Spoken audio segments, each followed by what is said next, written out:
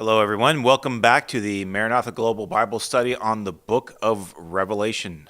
We are back in chapter 20 today. Good to be back with you as we're finally making some more progress here in this chapter. We've camped out on verses 1 through 6 for the last three sessions. Kind of made some detours into some different areas of topical study, talking about what it means to be the people of the kingdom in this present evil age, and also what it will be like in the coming age of the millennium. We've spent some time exploring the Lord's promises regarding the gathering of his covenant people Israel and his ruling over the nations from Jerusalem. Our part as the saints of the nations ruling with him during the millennium, and also the renewal of the earth and of all things as Jesus takes his throne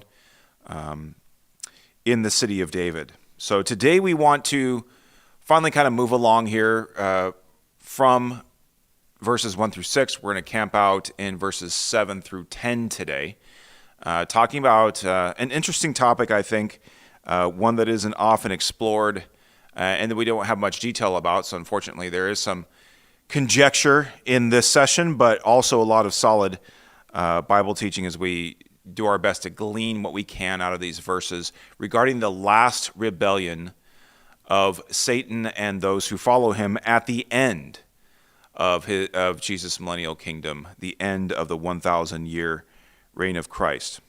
So far in the chapter, we've talked about Satan being locked in the abyss for 1,000 years, so as not to deceive the nations. We talked about the righteous dead who resisted the beast and his mark, and all of the righteous dead throughout the ages being raised together to life in resurrection bodies in what's called the first resurrection, the blessed resurrection, and also how those saints who are raised to life with Christ rule and reign with him in a royal priesthood for 1,000 years. Today we want to zero in on the first three verses of the chapter again, just kind of refresh ourselves on what's going on with Satan in the abyss and that kind of side plot there.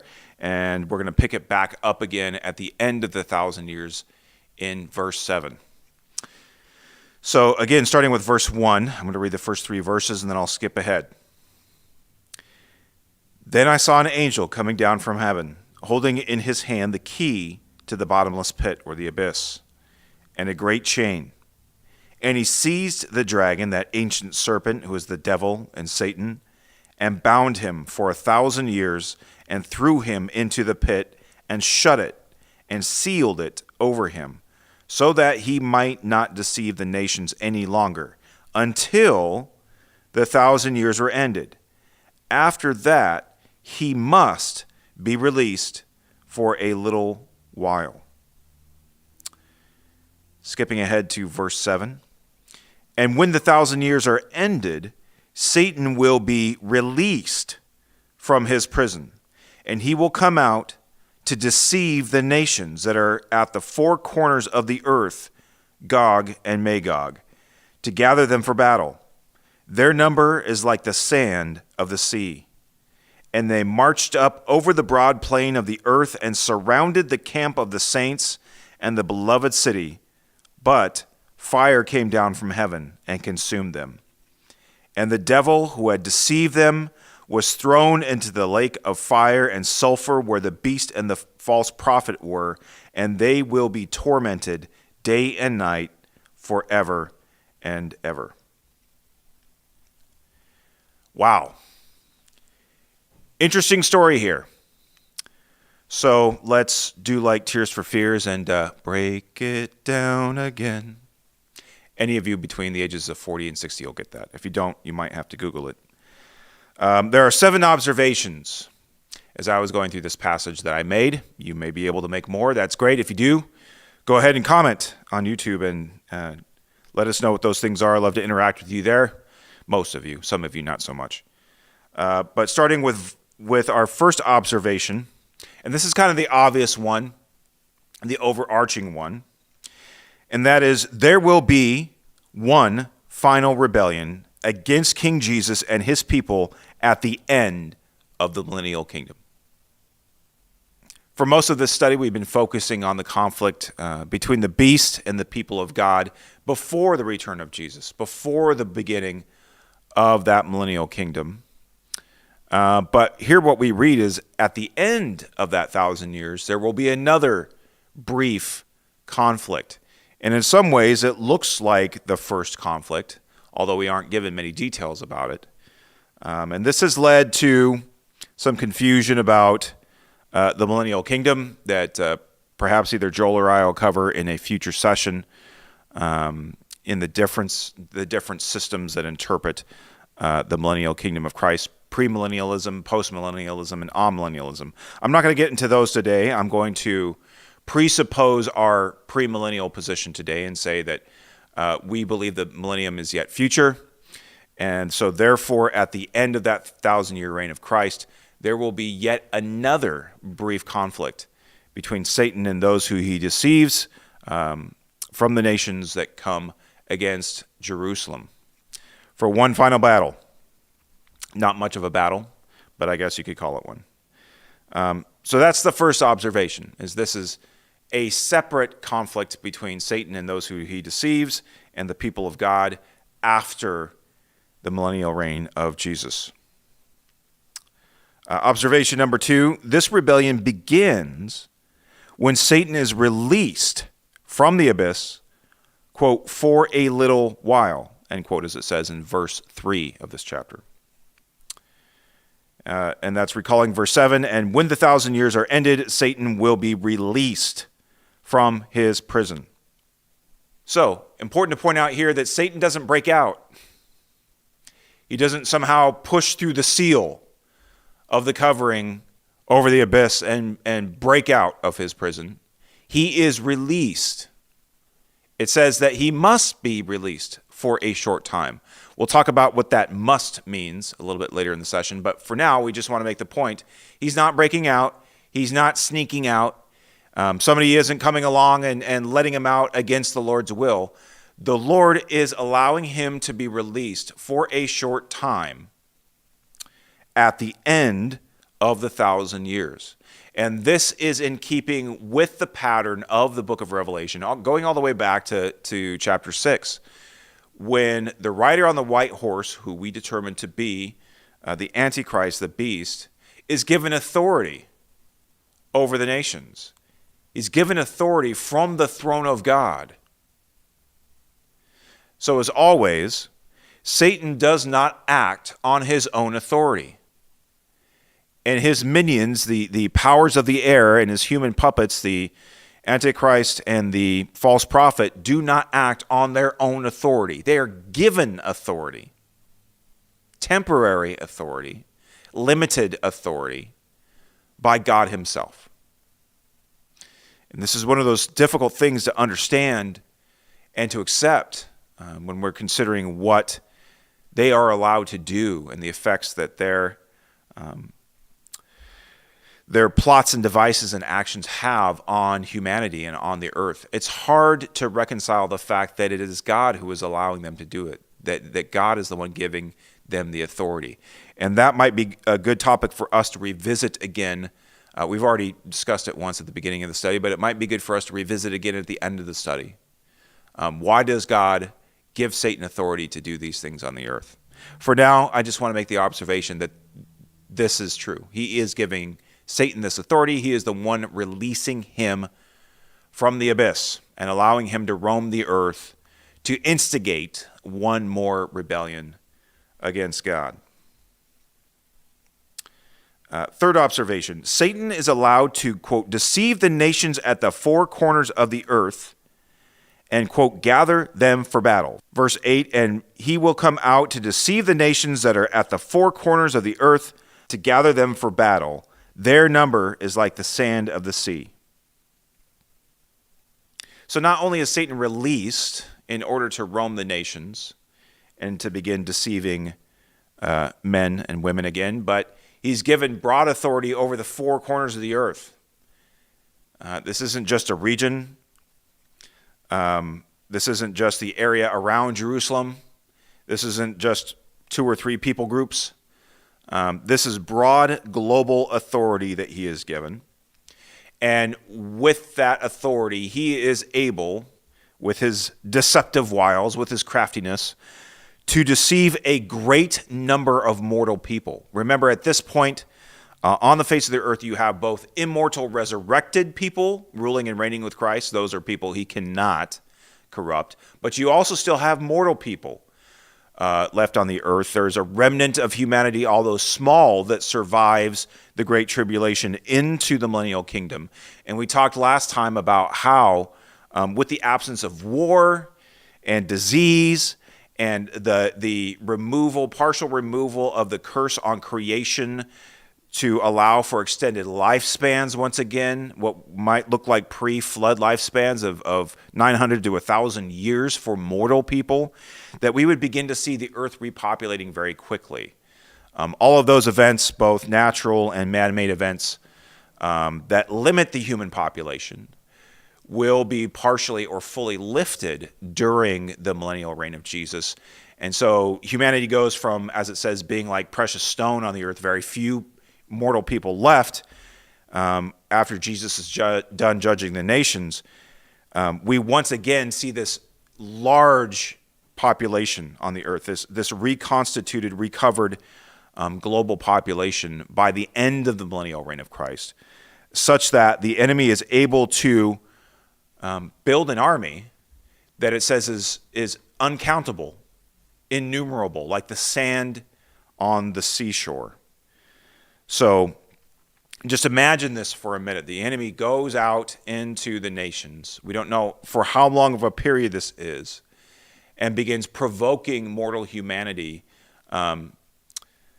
Humanity that hasn't seen war, that hasn't seen weapons, that has known perfect justice in a perfectly governed kingdom for 1,000 years, but many of whom are nonetheless mortal and still fallen. That is, their behavior may be restrained by the fact that they live under this perfect government, and there is no satanic power to deceive them for 1,000 years. But once that satanic power is released once again, and once that rebellion begins to make momentum across the earth, we begin to see a large army falling in behind the enemy and marching straight for Jerusalem, of course, which is always the enemy's prize. That leads us to observation number 4. They will march on the camp of the saints in Jerusalem, verse 9, part 1. And they marched up over the broad plain of the earth and surrounded the camp of the saints and the beloved city. So again, the enemy's strategy, his ultimate target, his ultimate prize is always the people of the covenant and the city of the covenant. Every time. The enemy may go after one group or another. He may instigate one group or another against one another. But ultimately, in the end, the enemy's prize is always the people of the covenant, whether that be the natural branches, the Jewish people, or the grafted in branches, and that would be us, the Gentiles. If you're not Jewish and watching, that's us, Gentiles who have been grafted into the covenant through faith in Christ. We're always his number one target, and the city of God, Jerusalem, is always also his number one target. And when we are there, he and his army march straight for us. So there's no messing around. There's no temporary side quest, or so to speak, or anything like that. The enemy is coming straight for the prize in this last rebellion. Observation number 5. Before they can reach the city to assault it, the Lord rains fire from heaven and consumes them.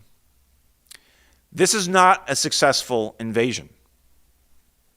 Like the invasion of the Antichrist and his armies, which were also vast, into the land that we've talked about so far in this study. So before the millennial kingdom, the Antichrist and his armies are allowed to invade the land, are allowed to take God's people captive, are allowed to occupy the city of Jerusalem for 1,260 days, according to chapter 11. But this time they're not. God does not allow his people to go through another tribulation, another great tribulation. He does not allow another Jacob's trouble at the end of the 1,000 years. He has already promised that when he regathers his people, as we went through those passages in the prophets last session, he's already promised his people that's not going to happen again. That he will gather them back to their land and they will dwell there in safety forever. And they will never be bothered by their neighbors or by the nations ever again. So Satan, for whatever reason, and we'll talk about that reason in a minute, is allowed to regather this giant army at the end of Jesus' 1,000-year reign. He is not allowed any authority over the saints this time. As it says in Daniel 7, that the little horn is given authority to conquer the saints. He's not given authority to conquer the saints in this sequel to the Gog invasion. He is stopped before, he and his army, his hordes, are stopped before they can get to the gates of the city, and God just rains fire down on them. Doesn't mess around, no big battle, no big complicated thing. They are just immediately wiped out by fire and sulfur, Sodom and Gomorrah style. So amen and amen. Thank you, that Lord, that we would never have to go through a second great tribulation. This rebellion is short. Can't say it's sweet, but it is short. Observation number 6. Satan meets his ultimate demise in the lake of fire to be tormented forever. Verse 10, and the devil who had deceived them was thrown into the lake of fire and sulfur, where the beast and the false prophet were, and they will be tormented day and night forever and ever. So that's it for Satan. Game over. No more temporary prison time in the abyss. No more letting him out for a sequel of an invasion of Jerusalem. No more allowing him to deceive the nations. He is now in the lake of fire, and that is the final, not resting place, but the final dwelling place of all of those who rebel against God, including the devil himself. So this is the end of the road for Satan. He is now in the lake of fire with the beast and the false prophet, and all three of them will be tormented there day and night forever and ever. It's the end of the line for demonic powers. So Satan's sort of progressive fall is finally complete. It began with his rebellion against God in the beginning, when he was cast out of the third heaven, so to speak, out of the throne room of God, and he kind of inhabited that middle territory. You could call it the second heaven. You could call it the air, as the Apostle Paul calls them, the powers of the air, that sort of spiritual space where spiritual beings can operate right now. They are removed from that space and cast down to the earth at the midpoint of the 70th week of Daniel, at the beginning of the Great Tribulation.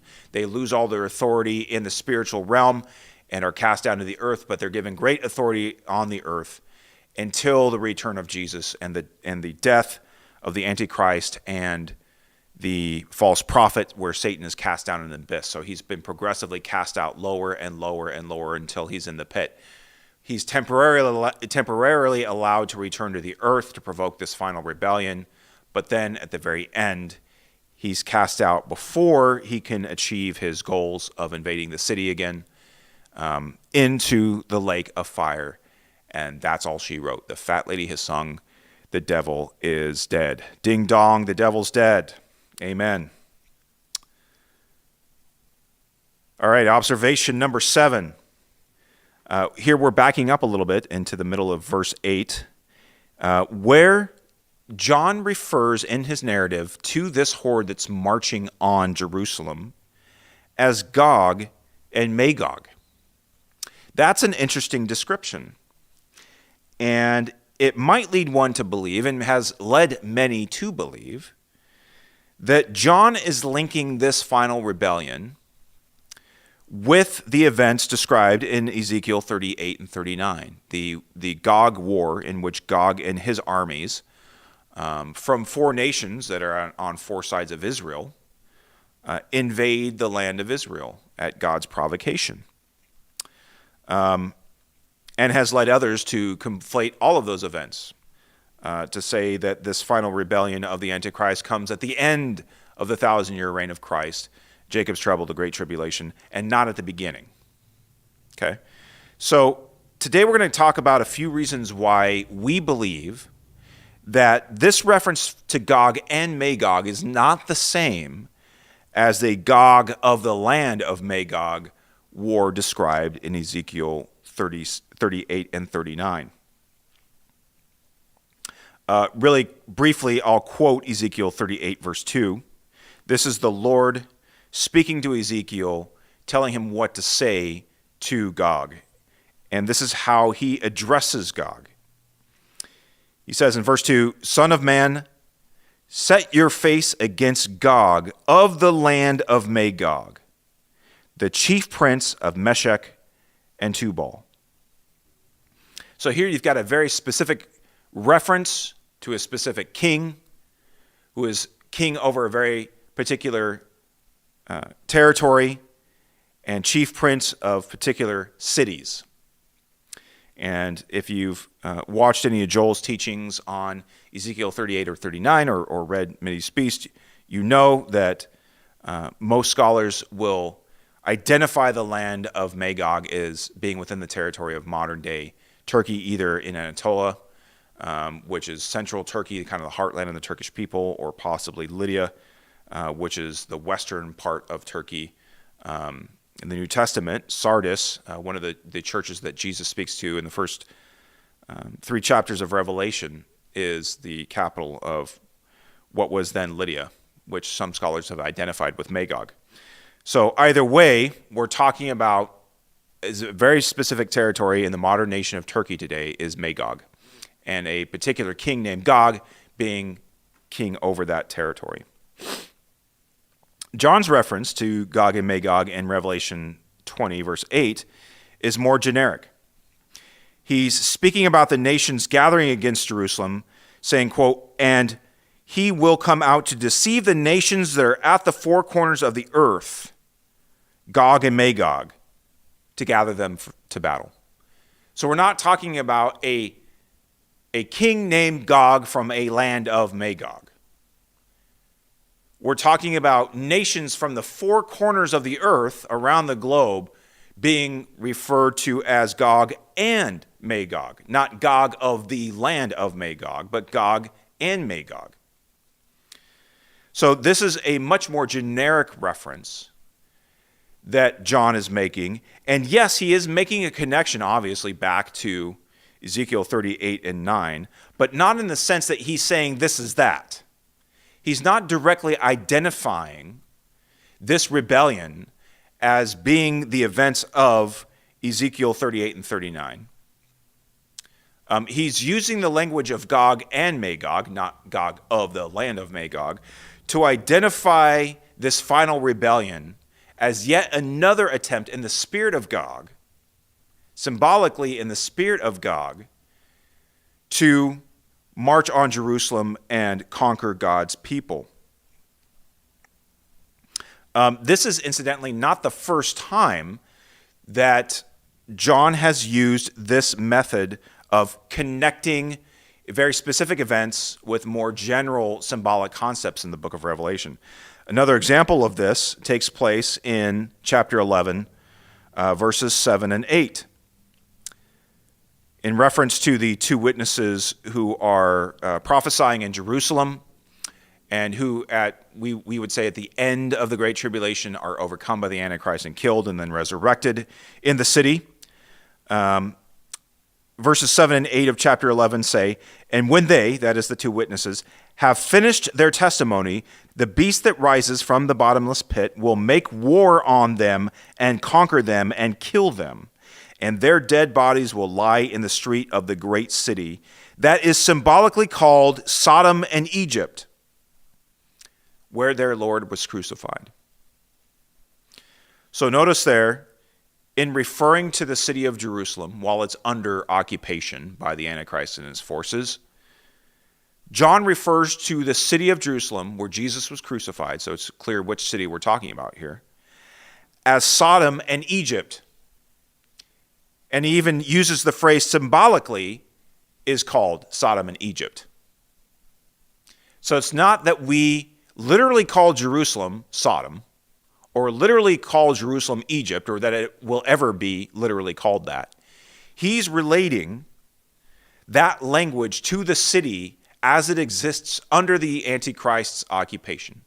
It's Egypt in the sense that it's the place where God's people are in bondage and forced to labor. We know from Zechariah 14 that when the forces of the Antichrist come into the city, half of the city will be taken into exile. The other half of the city, the Jewish population of the city, that is, will remain.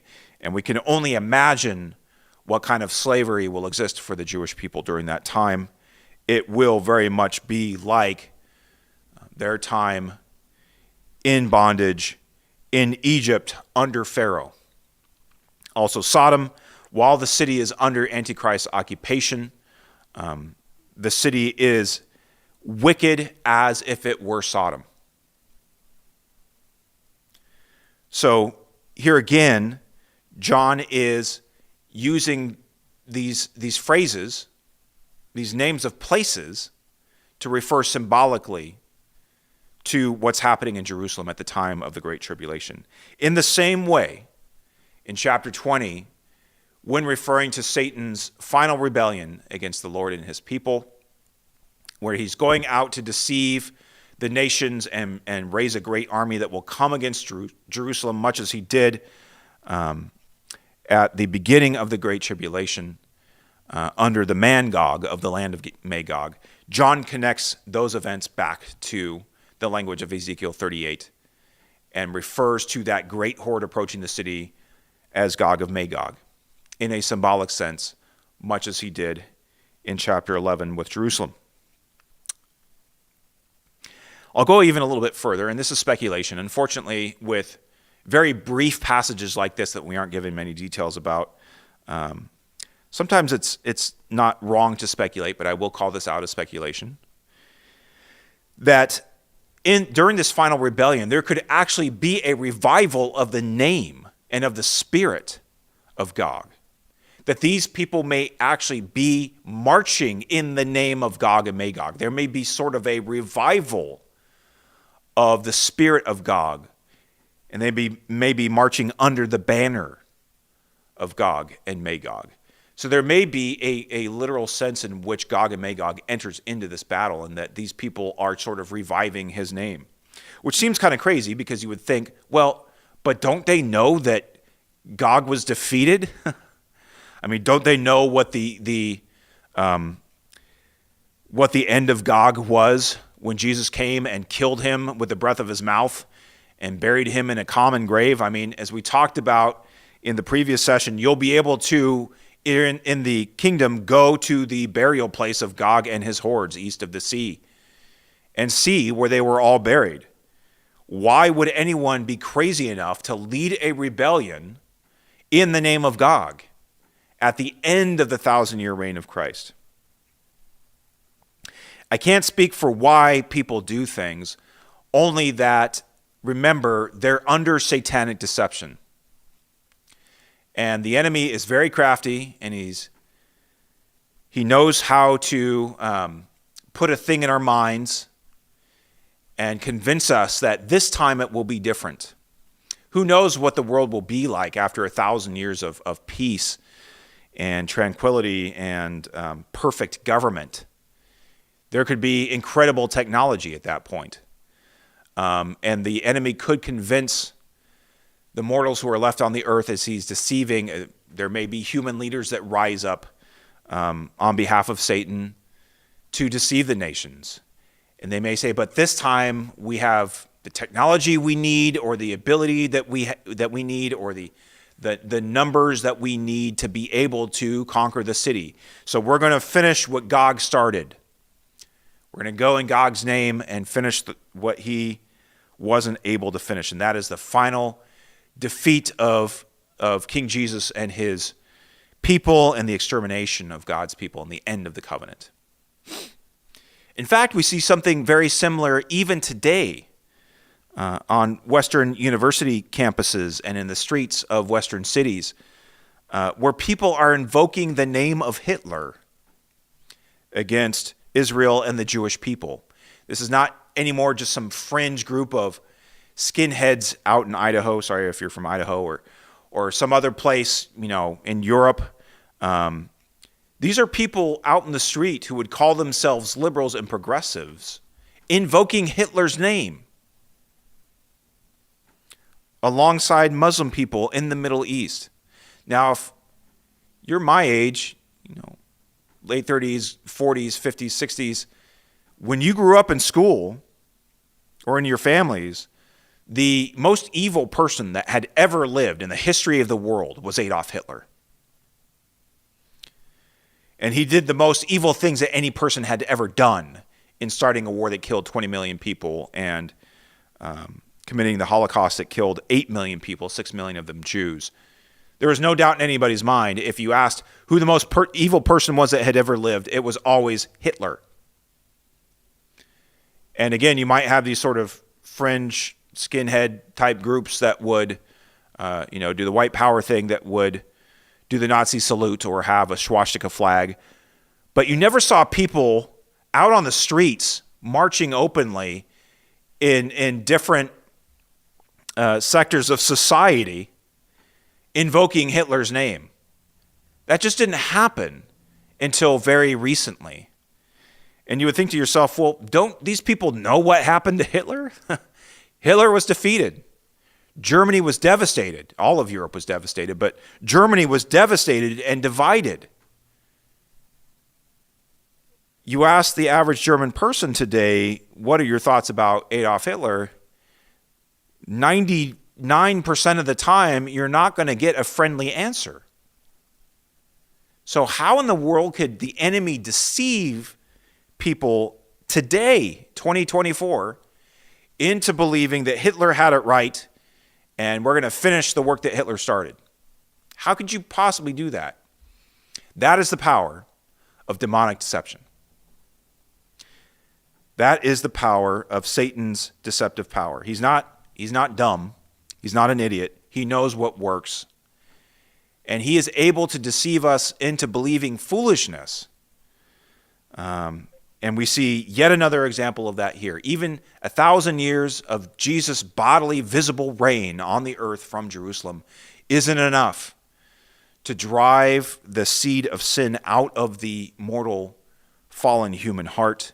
And all it takes is the right circumstances, the right timing, and the right deceptive message coming from the enemy, coming from the serpent, the crafty serpent of the garden, to deceive us into believing crazy things. And we see that happening here again at the end of the 1,000 years, which leads me to my final question, and this is a question I think we should ask. If we're talking about a separate rebellion at the end of the 1,000-year reign that doesn't really go anywhere once it gets close to the city of Jerusalem, it's just wiped out, what's the point? Why? Why is Satan allowed to, why is he released from the abyss? Why is he allowed to deceive the nations for a short period? Why is he allowed to march on Jerusalem? Didn't Jesus decisively defeat his enemies at his return? Why do we need a repeat? Why do we need a sequel of that Gog rebellion? And I think, I just kind of alluded to the answer a minute ago, is that sin is still present on the earth throughout the millennial reign. It's muted, it's restrained by the fact that the world is governed perfectly by Jesus and by his bride, by us, the saints. And Satan is not on the earth to deceive the nations during the 1,000 years. So there's much less sin on the face of the earth, and what sin there is restrained by the righteous government of Jesus and by the lack of weapons and warfare. Yet it is still there. Sin is still there, lurking under the surface. I heard a preacher refer to the sinful nature as a fish tank. You might have heard this analogy before, where you look at a fish tank when it's undisturbed and the water looks clear and it looks nice and it looks clean.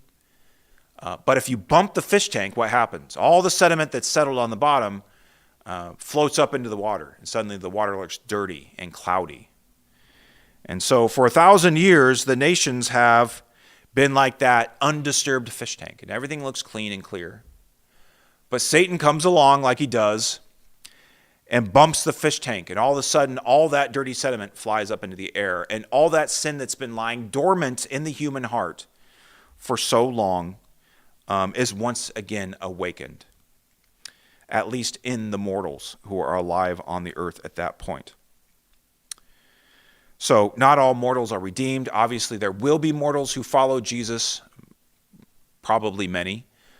There will be, as there are today, many who claim to follow Jesus and profess to follow Jesus, but all it takes is the right opportunity, right circumstances and opportunity to find out they don't, and they will follow the enemy when he leads this rebellion. And there's obviously will be those who pay lip service publicly, but in their hearts and behind closed doors, they don't know him and they don't want to know him. And it just takes the right leaders saying the right things to lead them astray. So, where sin is still present, the Lord has a way of allowing it to be exposed, to provoke it out into the open. He has done that many times in the past, we see throughout Scripture. He's going to do that in the Great Tribulation, the time when the mystery of iniquity is revealed for what it is, and the enemy and those who follow him, who take his mark, are given a brief period. It says that the 10 kings of the earth are given an hour of authority over the saints during the Great Tribulation, because the Lord is provoking this iniquity up to the surface. The cup of his wrath is filling up. The cup of iniquity is filling up, and he's going to make the nations drink it down to the dregs when Jesus returns. So likewise, at the end of the 1,000-year reign, because sin is still present on the earth, even though we can see Jesus visibly, bodily reigning from Jerusalem, the Lord's going to provoke that sin one more time to come to the surface. And he's going to do so, as he always does, allowing the enemy to provoke the nations to lead this rebellion.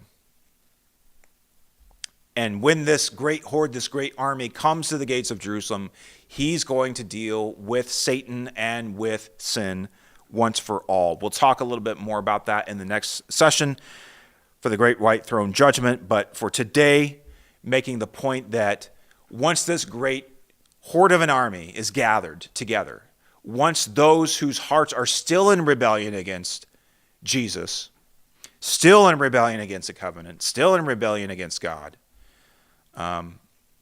once they come to the gate of the city, the enemy is going to attempt one more final battle against God and his people, and the Lord is going to immediately put it down. So that will be it. It's very possible that this last rebellion will be made up of mortals who didn't see the return of the Lord, who were born after that. Even if lifespans are allowed to return to pre-flood levels, which was the longest person that we know of that ever lived, was Methuselah at 969 years. This is at the end of 1,000 years.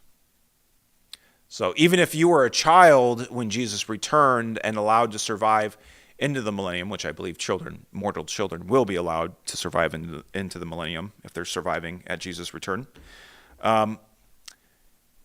you're not living past, 900, 950, 960 years, which means once we reach 1,000 years, those who were alive, who saw the return of Jesus, who saw the judgment of Gog and his armies, the Antichrist, at Jesus' return, who saw Jesus deal with his enemies, are all dead.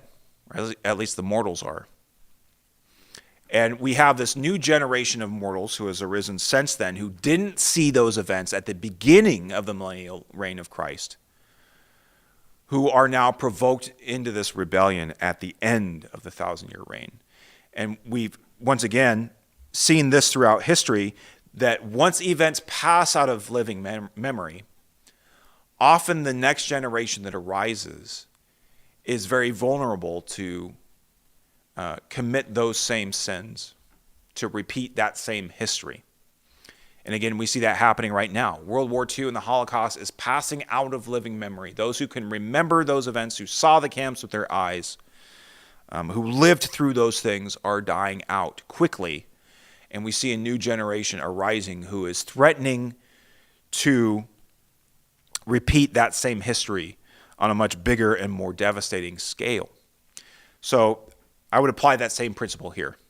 At the end of the millennium, those mortals who remember the return of Jesus are gone, and those who are alive on the earth, although they may have learned about it, there's something different about learning about something and reading about it in a book, or watching about it in a movie, and living through it. And when things pass from living memory, those who didn't live through them don't feel the same weight of those events as those who did. So, okay, we are setting ourselves up for God's final confrontation with sin. And we'll read a little bit more about that at the end of chapter 20 in the Great White Throne Judgment in the next session. But for now, as always, thank you for joining us. It's been great to go through this passage, to break it down with you, and to examine it, to exegete it, also, once again, to use our imaginations and to speculate a little bit. And hopefully I was able to distinguish the difference between those two things. We definitely need to hold to what we glean out of Scripture. But then it's always okay as well, I think, to think and ponder on those things, about how they might be true, how they might play out in reality. So once again, love you all. Thanks for joining us. Blessings to you, and Maranatha.